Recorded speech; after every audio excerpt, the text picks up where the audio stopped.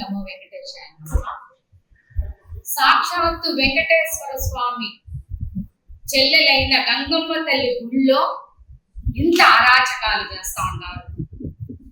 అది మీకు సబుబేనా? కూటమి ప్రభుత్వం అడుగుతున్నాను.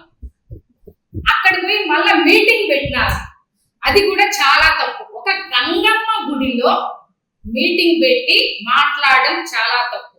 ఏమన్నా ఆర్సి మునికృష్ణ మీకు పదవి ఇస్తే మాత్రం హల్చల్ చేసేస్తా ఉంటారే ఆర్సి మునికృష్ణ అన్న, ఇది చాలా తప్పు. ఇంకపోతే భానుప్రకాష్ రెడ్డి గారు మీరు మాట్లాడేదానికి మీకు అర్హతన్నా ఉందా? నువ్వు తిరుపతి అంటావు. తిరుపతికి ఏమి అభివృద్ధి చెందింది భానుప్రకాష్ రెడ్డి గారు మీ వల్ల?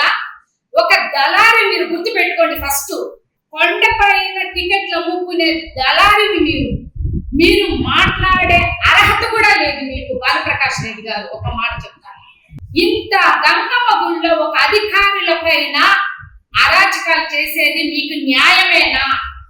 2019లో వైఎస్ఆర్సీపీ గెలిస్తే అదే గంగమ్మ గుడికి 7 రోజుల జాతర మా కరుణాకర్ రెడ్డి గారు ఎమ్మెల్యేగా ఉన్నప్పుడు ఎంత బాగా జరిగింది. మీకు దమ్ము ఉందా? మీకు ధైర్యం ఉందా? దమ్ము ధైర్యం ఉంటే మే నెలలో గంగమ్మ గుడి జాతర జరుగుతుంది, అప్పుడు మీరు చేయండి, జాతర చేయండి. మీరు ఏదేదో చేస్తా ఉంటారు కానీ తిరుపతిని భ్రష్టు పెట్టించిందే మీ కూటమి ప్రభుత్వం. ఒక్కటి చెయ్యండి అయ్యా నాయనా అని అడుగుతా ఉన్నాం మిమ్మల్ని కూటమి ప్రభుత్వాన్ని. ఎమ్మెల్యే గారు అయినారు కానీ ఆయన ఏదో ఇంట్లో కూర్చుంటాడా, ఏం చేస్తాడా ప్రజలకి ఏమీ తెలియట్లేదు. ఆర్ఎన్ శ్రీనివాస్ గారు ఇన్ని అరాచకాలు చేసే బదులు పోయి తిరుపతిలో ఒక 100 అడుగుల రోడ్డు వేయండి అయ్యా. ఆర్ఎన్ శ్రీనివాస్ గారు ఒక రోడ్డు వేయలేకపోతున్నారు, ప్రజలకి ఏం చేయలేకపోతున్నారు. మీకెందుకు పదవి ఇచ్చినారు? ఆ పదవికి మీరు న్యాయం చేసినారా? ఎమ్మెల్యే అనే స్థానం మీకు ఉన్నప్పుడు ఆ ఎమ్మెల్యే స్థానానికి న్యాయం చేసినారా? ఇలా కొట్లాడుకుంటుంటే వాళ్ళని ఏమన్నా కూర్చోబెట్టుకొని మాట్లాడినారా?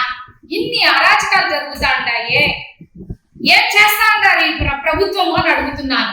మా జగన్మోహన్ రెడ్డి గారు వచ్చినారు, గంగమ్మ గుడికి వచ్చి దర్శనం చేసుకొని వెళ్ళినారు.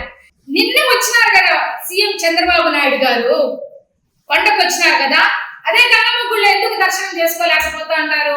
ఊరికే మాట్లాడడం తప్ప మీరు ఏమీ చేయలేరు. ఈ ప్రభుత్వమే మాకు వేస్ట్ అని మాకు అనిపిస్తా ఉంది.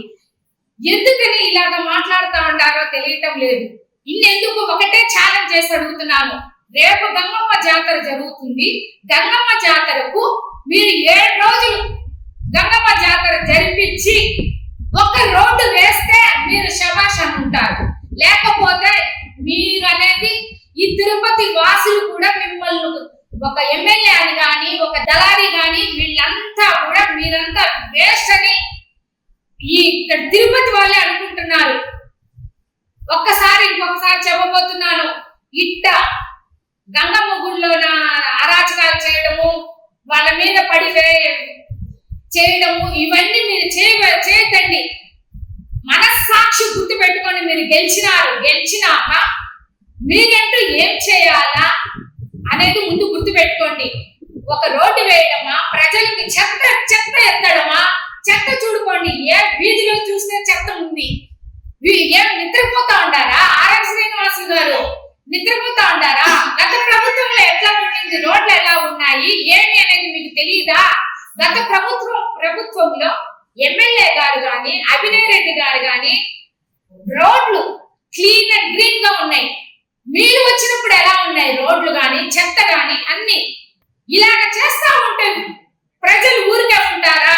మీరు చేయడం అంటూ ఏదైనా చేయండి, ప్రజలకు ఏదైనా చేయండి. కానీ ఇలాగా గంగమ్మ గుళ్ళల్లోన ఆడ ఈడ కొట్లాడుకుంటే మనోభావాలు దెబ్బతింటాయి.